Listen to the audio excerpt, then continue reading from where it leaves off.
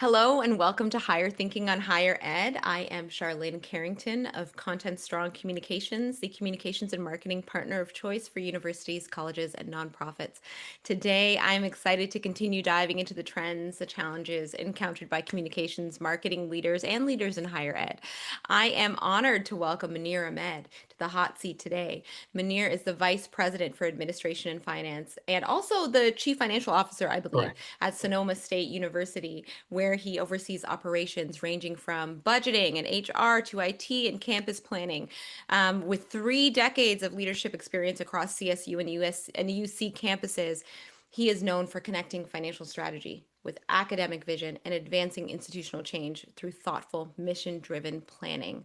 That is a big undertaking, Munir. Thank you again so much for bringing your expertise to this conversation. How are you doing? I'm doing good to have this opportunity to chat with you, Sharlene. Yes, and as I was saying to you before we officially started, you come at this from a different perspective than some of the other guests we've had on the show. So I'm super interested to kind of hear your insights in light of the current climate where I think we all find ourselves in right now. So the first Mm. question I typically like to ask is around just like context setting, right? Tell me a little Uh-huh. bit about your current role at Sonoma State, how your financial leadership kind of intersects with institutional strategy and broader system-wide priorities. So, as you said, in current role, I serve as a vice president and CFO for the campus. It's a it's a very fancy title, but a lot of really digging down work when it comes to facilities, when it comes to administrative services, when it comes to maintaining the campus the way we need it, but I think more importantly, connecting those services to the academic mission of the university. Right. And with the current change in trend, and we'll hopefully get into a little bit of depth into those areas, there has not been a time like what we are faced with today. Right now.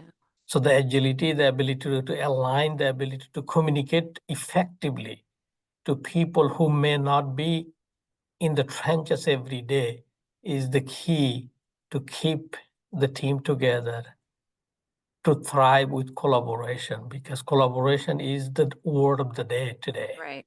whether it's on campus or away from the campus, Right. whether it's with your other sister campuses within the system, higher education, or your feeder systems, along with your community partners. Right. And that's a big piece. So, I want to touch on something you just said already, and it's this really leads into my second question, but this idea you just touched on of we have not been in a time like we are in now before. So really, I mean, I think even in an earlier conversation, you may have used the words uncharted territory, right? What macro level changes are you seeing right now that are most impacting, planning and strategy at both the institutional level, the system level, and then specifically in your work, your day to day? so let me start with maybe a bit broader landscape, Right, right? With the advent of technology, with borders and boundaries becoming somewhat irrelevant for our interacting, we have grown into a global society. right, And along that, I think in a couple of key shifts that happened that impacts higher education directly. One area is that we receive and we deal with a demographics that's different than the prior generation. right, So many of the institutions, including the one I serve on right now, we are geared toward serving those needs, and those needs are of people who are coming first time to the higher education, for people who are coming from low income, low ability, people coming from where maybe English is not their first language, just the right, Hispanic serving institutions. So these are our everyday challenges, right? What we have not anticipated or seen in the US in many years is that we had a mentality of you build, they come. right, That no longer is the case. right, exactly. We have a shifting demographic, but also we have a shifting population. For the first time, that in California, we have seen that our high school graduation numbers are going down and will continue to go down. I didn't know that about California. Okay. Yeah, so the first year post-pandemic, we had about 425,000 high school graduates. The year after, it came down to about 310. So that's about 20 to 25% in state laws. And Right. that trend is continuing throughout the North America, especially in the US and many parts of the other parts as well, right? Right. California has also thrived on enriching our demographics by recruiting a lot of people, not only from other states, but also internationally. Right. University of California, for example, have close to a third of their students come from all over the world. Right. These are all impacting, they're all shifting. And then most recent trend I think we're changing is that less emphasis on higher education from our leadership, our political environment, more of a nationalistic view, and trying to rebuild that notion of border and nationalism. So when you are a global organization that is counter to your mission, that is counter to what you have Right. geared toward, right? So we Right. have to retool ourselves. There is also, I think, we have seen a tremendous growth in our technology, both in the way of advancement and accessibility. Right. And that has a lot of great potential, a lot of good opportunities for people to continue to dive into helping humanity. But it also brings in some challenges. For example, high school, beyond high school, college used to look as a step forward, your economic viability, you're growing into professional environment and have a decent, stable financial conditions, right? Right. That may not hold true, at least in the short term, for many of the youths. I mean, today, if you become a hit star on TikTok, you can make a lot of money. Who needs a college Right. degree, right? Right. Now, we're not thinking in the broader scheme of things of for this to continue to be available, you still have to invest in yourself, in your community, in your education.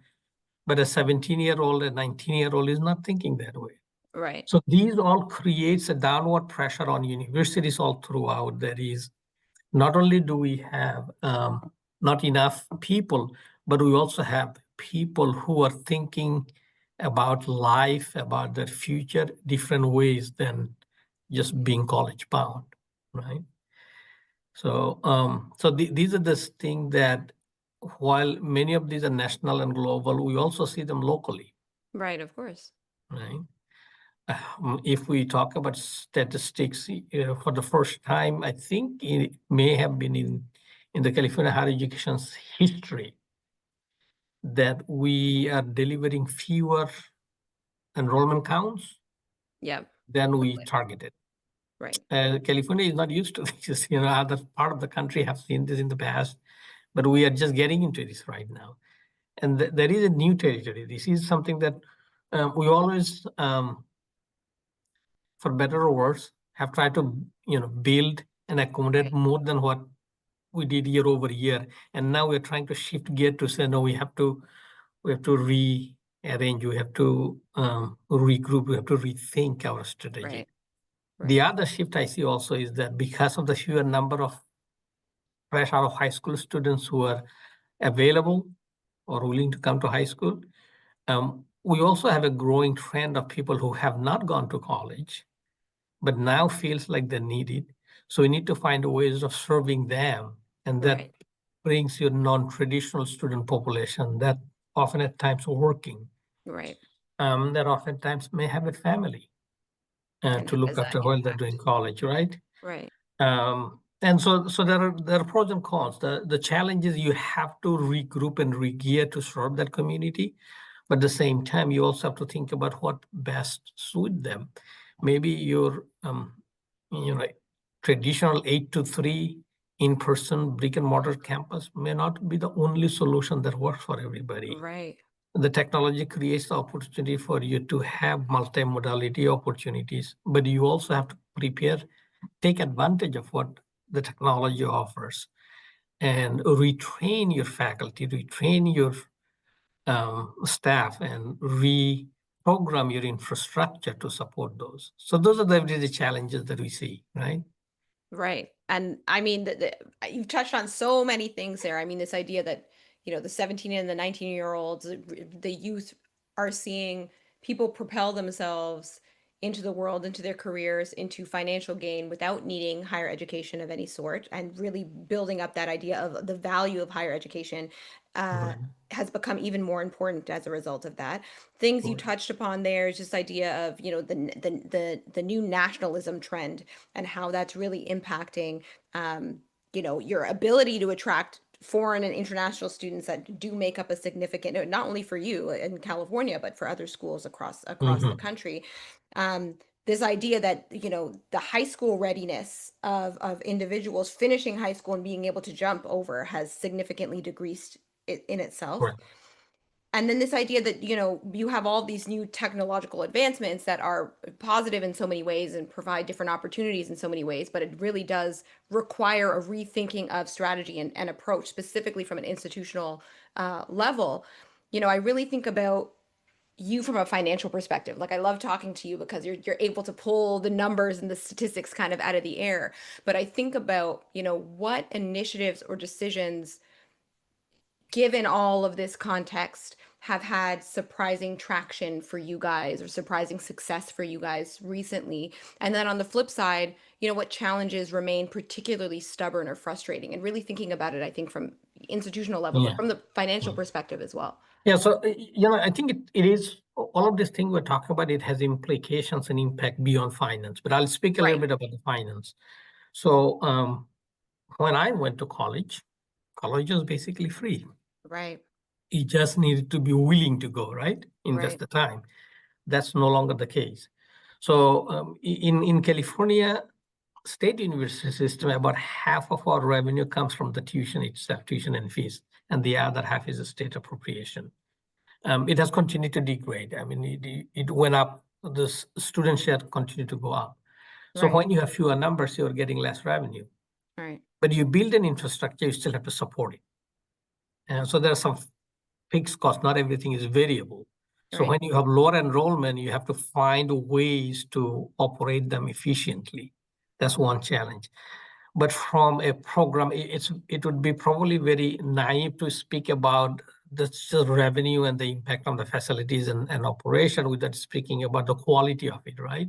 And the right, quality comes from that diverse population that we serve, that we live in a global economy. There is nothing local anymore. If we don't continue to educate our next generation of leaders with that global mindset, global perspective, we're going to fail ourselves. We're going to yeah, fail of our course. future. No longer So, competitive in the global market. right. So with that nationalism comes the challenge of how do we still remain a strong player in the global marketplace when we are seeing barriers for the globalization, for a change of ideas and people coming from all parts of the world and congregating together, learning together, right? So both of these are if I mean almost equally challenging. What you have to do is um, think about how to evolve, how to do the best you can, best you should, given these realities, Right, right? And that's what I think technology helps. That if you could not come to class in day one, that should not be a barrier. right, If you are not physically present, should not be barrier. But that requires planning, that requires thinking. Um, for instance, on the campus that I'm in right now, um, majority, not all of them, majority of our classrooms are multimodality ready. What right, that means is if a faculty is running a hybrid session, people can be in person, people can be remote from somewhere else. So that, that is just a very narrow, small example of what that readiness means. But at the same time, universities cannot be the best in everything. Right. That comes to your ability and need for partnership. Right. We want to be the best in educating people, but we don't necessarily want to be best in technology, right? So we have in this country, at least in the US, we have great partnership with all major players Right. that supports higher education with not only what we need to run our operation, but also to enhance our ability to educate our students, to give them opportunity to learn and research. And that has to be the way of life. That hasn't always been the case for higher education. We subscribe to, let's say, an ERP system and we stay with it. Right. We have not necessarily, and this has been a sort of a transactional. We buy something, we pay the bills. Right. It's no longer the case. It's more of a partnership. AI, for example, that's coming up in the recent days. I think one of the challenges has been not necessarily getting ahead. You can get ahead, but at least staying with the game Right. as Yeah. it's evolving, right? So that requires you to get all your team members ready and trained, and you can't do this without getting a strong partnership Right. with the industry that are in the forefront of it, that's leading these initiatives.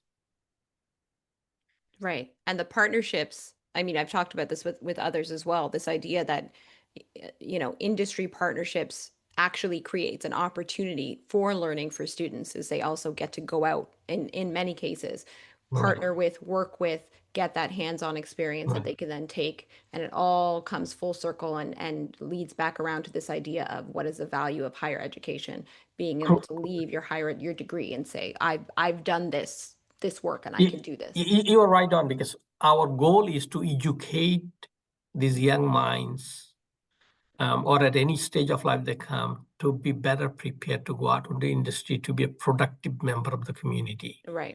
Right. And to do that, that alignment of industry and education is essential. Right. You have to know what the industry needs and how you can prepare them. But it also is beneficial that the industry can now help equip yourself to do that. You may have seen the news articles and so forth. For the California State University as a system became the first university system to partner with ChatGPT Oh, I didn't see that. for integrating AI into everything we do, from classroom to the research to the productivity. Okay. So this was a system-wide decision, not campus by campus, the Right. system. And the system partnered with the state, with the Right. governor's office, to launch this initiative and putting really resources behind it. And that is because that's essential nowadays for our It is. faculty, our students, to be ready for the workforce, to continue to partner, to continue to remain productive in the Right. workplace, right? And these things, by the way, universities are not known to be very agile. Right. We move very slow. When industry is moving fast, technology is developing fast, you do have to think non-traditional ways of being at the forefront of it. So I'm very happy that California State University and the chancellor provided that leadership to Right. do that. Right. Right? Right. I mean that's a very, very big advancement that I think we ideally will see more of across the board. But there's so many different implications that come with that. I'd be interested to see what the conversation ends up being. Turning back to what you're doing in your work right now in tackling issues like demographic decline or cross-functional collaboration, things you mentioned, what strategies or interventions have your team tested, and what's kind of showed promise and what's been So, less effective? yeah, Sharlyn, good point. Many of them are, it's not a one time you do this and you're done. It's an Right. evolving process, right? Right. I'll give you a couple of areas that I think we are focusing and we are starting to see some results. One Right. of them is traditionally universities prepared materials to share information to prospective students and parents, high Right. schools and community college and so forth. Of course. What the people who specializes in student recruitment and outreach level, that is an outreach model. You provide the information, people consume it, people make the decision. Now there is an information overload with all the universities providing varying degrees of information, and especially when you are dealing with people who may not have had anybody in the college with college experience in their family. It Right. really is very difficult proposition. You're asking them to make decisions on certain, you're getting 20 different leaflets and flyers and for Right. you to make sense out of it, right? So one of the things we came up with here, we thought, and our leaders in enrollment management thought that we need to change our strategy from that outreach model to a Right. true recruitment model. Okay. In other words, you do not just send out, flood the market with your information and hope they come, but rather you want to start custom tailoring that communications. Yeah. And you want to reach out to the students and meet them where they are, not expect them to come meet you where you are. Right. Right. So that's the difference between your outreach and recruitment. So we are preparing information. We are doing group sessions and often at times one-on-one sessions and so forth to reach people who are there. So that's the recruitment model, right? And technology really helps. We were the first university in California, not nationally, California, to deploy an AI-based recruitment tool. Okay. Right. So let's say if you are a parent or of a prospective student, you made a phone call to the university. Right. Every call gets answered, Yes. and that gets answered not by human, Right. But by an AI caller. by Right. by AI who is being trained, Trained. and you wouldn't even know that you are talking to a machine. Right. So we can fill thousands of calls without really having hundreds of employees. So this is what you can afford to change, because changing from that outreach to recruitment model, that individualized service requires resources, and the resources technology is helping us, right? The other part I'll also just one of the project I said I'll highlight too is that as we are reaching out, as we are recruiting people from out of area, one of the first thing comes to mind is, what am I going to leave? Right. Right. So we are fortunate this campus really have sufficient capacity to Mm-hmm. do a good amount of residential, but then residential accommodation have been always, you are coming as an undergrad, so you Right. will have roommates and you will live in single, double, triple, depending on your affordability. But now we are seeing, well, someone comes and says, yes, but I also take care of my parents, Yes. or I have children who goes to school also, Right. Those and I'm coming back. non-traditional learners Correct. are right. So what we introduced is a non-traditional housing model on campus. We have taken out some villages, and those are not your roommate based, but they're apartments Okay. for family housing. Maybe one of the three that comes to college, but everybody gets to live in the same household, making it affordable, making it easy. I love that. I've And never heard that before. right, so we have introduced the non-traditional housing options. Again, it is that intention is to meet people who are there, Where as they opposed to are. expecting them to Right. come and take what I have, right? Right. So we have a number of other ideas and areas that initiatives we're taking, and this is what I think universities have to do as a CFO, looking after universities' capacity, its ability to house them is where people like me would have to think differently and Differently have out of to the box. partner and build collaboration across the campus, whether whoever manages housing, whoever is managing enrollment, to say, here is what we can offer that traditionally have not been the case, right? So this is where people sitting in my seat have to rethink of the job itself, rethink of the strategy, rethink of integration of technology Right. to make it possible. to make it possible, to make it happen. That's a great example. I'd love to see an example like that. That is it's so tangible, and once again speaks to what you were talking about earlier, is really developing those outside partnerships, those external partnerships in order to make it happen. You talked a little bit about, well, you talked, about numbers, but my big question in my mind is what metrics are kind of guiding your decisions right now? I mean, are there specific financial enrollment operational indicators that are kind of top of mind for you as you stabilize or as you look to ideally grow, given this Ye- current climate? Yes, and I think many of the universities are going through similar situation that we have Right, somewhat rebenching ourselves, right? right. The campus I'm on right now, this was built for a capacity of 10,000 students. And pre-pandemic, we peaked there, and we were thinking about expanding, doing a revised master plan.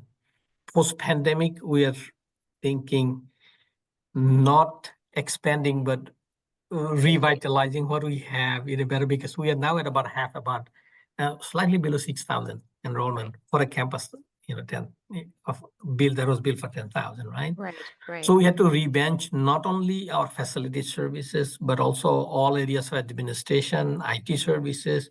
We also had to think about how the market is shifting as to what level of expertise and programming needed for our right, students to take, right? right, So we also went into a revamping of our academic offerings. right.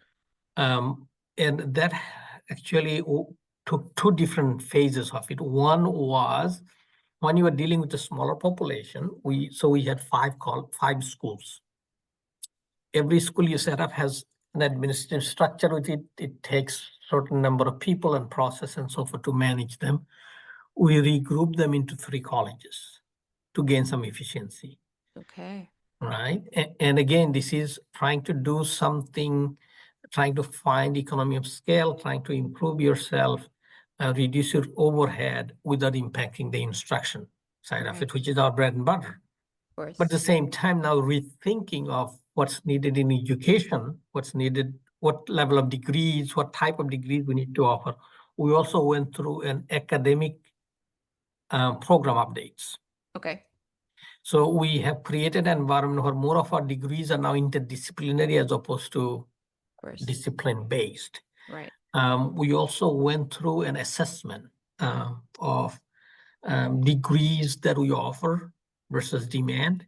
And Right. we have actually consolidated a number of degrees into programs. So you Okay. come in and you are no longer coming with a single major, but it's more of a interdisciplinary degrees. We Right. have eliminated some majors that are not in high demand. Right.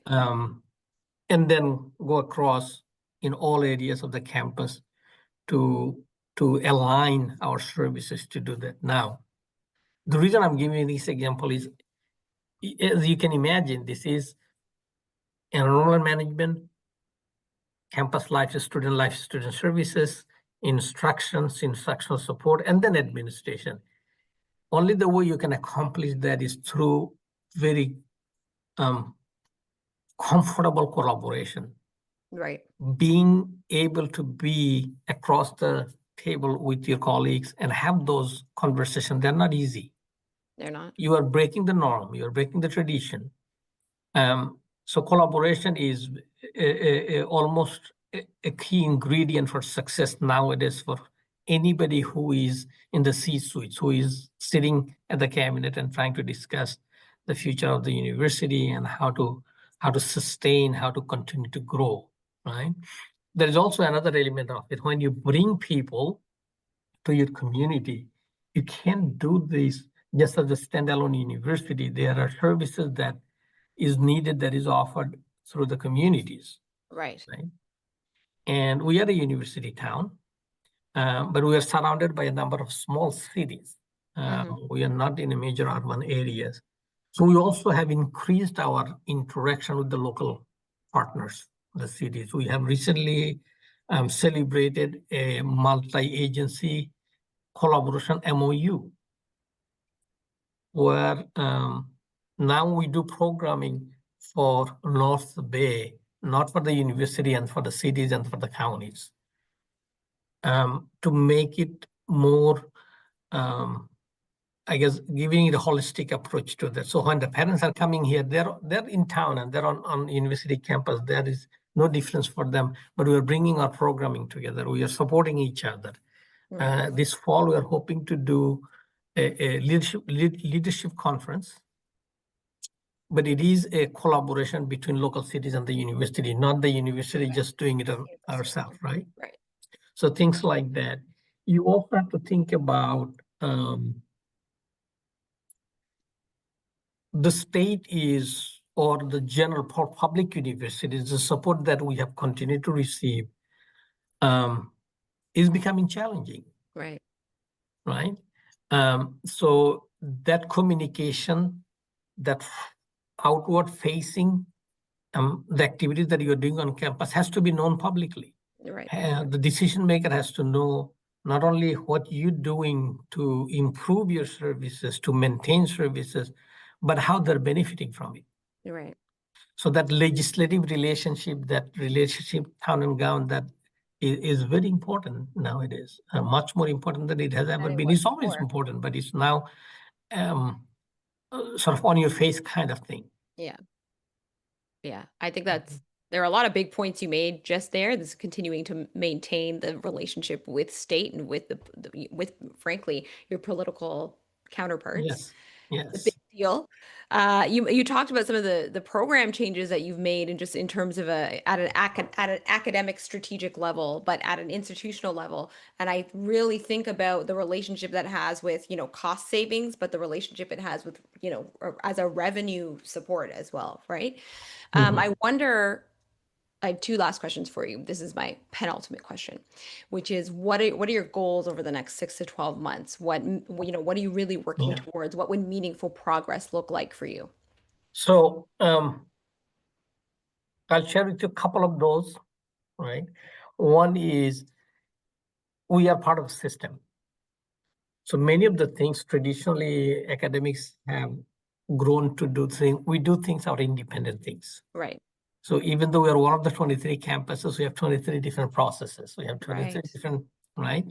Of course. Um, Now, I like that idea when it comes to my academic offerings. I want the physics degree here to be uniquely Sonoma State. I don't want that experience, the basics are same, but the outcome should be different. Right. But I don't necessarily need my accounts payable to be unique. Right. Right. So while we are working on campus by campus, gaining efficiencies, aligning our services to provide the best service possible for the new economic reality, to have least impact on academic programs or the reduced resources, we can't do it alone. That's right. I talked a little bit about industry partnership. That industry partnership is much more better aligned, much more attractive to the industry partner if you can Right. come together as a system, as a collaboration, as a collaborative effort. So one of the next thing that we are doing is we are making a lot of these administrative processes as opposed to campus by campus. It's more of a system based. Right. Okay. And the system based, but we also have some uniqueness into that. So one of the things that the University of California is doing is creating Center for Excellence that will be multi-university collaboration, Mhm. that where it makes sense, more than one university, multiple universities will come together to provide those services. Right. And that is also not very traditional in university, especially it hasn't been traditionally in California. Right. That's one area that we're doing. The other changes we're doing is thinking about how to, it might be unique to California. I don't know about the other university system. I have worked my entire life in California.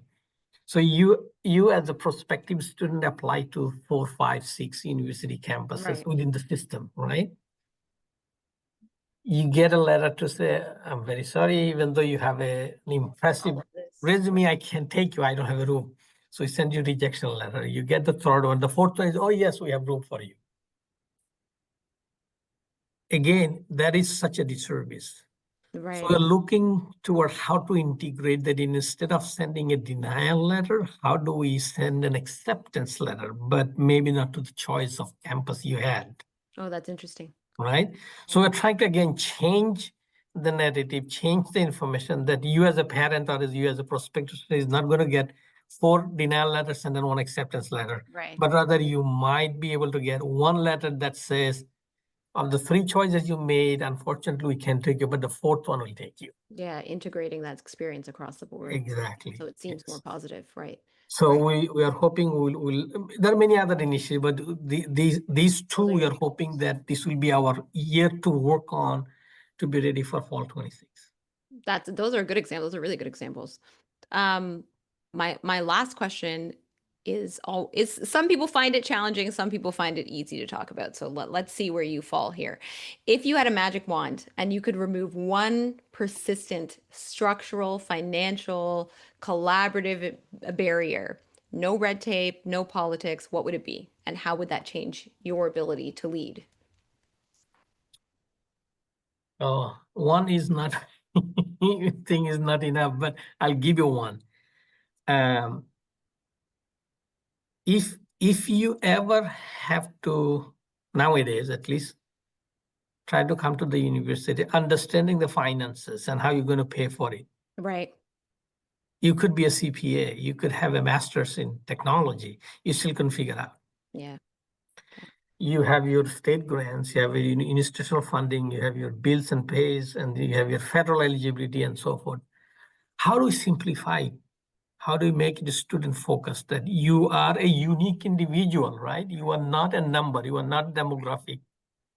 How do we make it easy for you to understand, to say, here is what it takes for you. Do you have it? Here are the opportunities and resources. That would really win the day for hundreds and thousands of people. Right.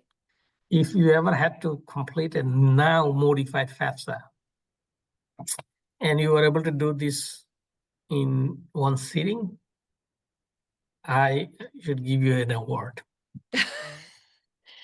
It's funny that you chose that because you're not the only person who, when I've asked this question, you're not the only person who had selected that exact challenge. Some people have made it very student focused in terms of making it accessible and affordable to everybody. You come at it from a very almost tactical way of just the idea that people can't understand the game, and there is a little bit of a game within it. You need to really understand how to navigate the system in order to figure out, how you're going to make it work for you.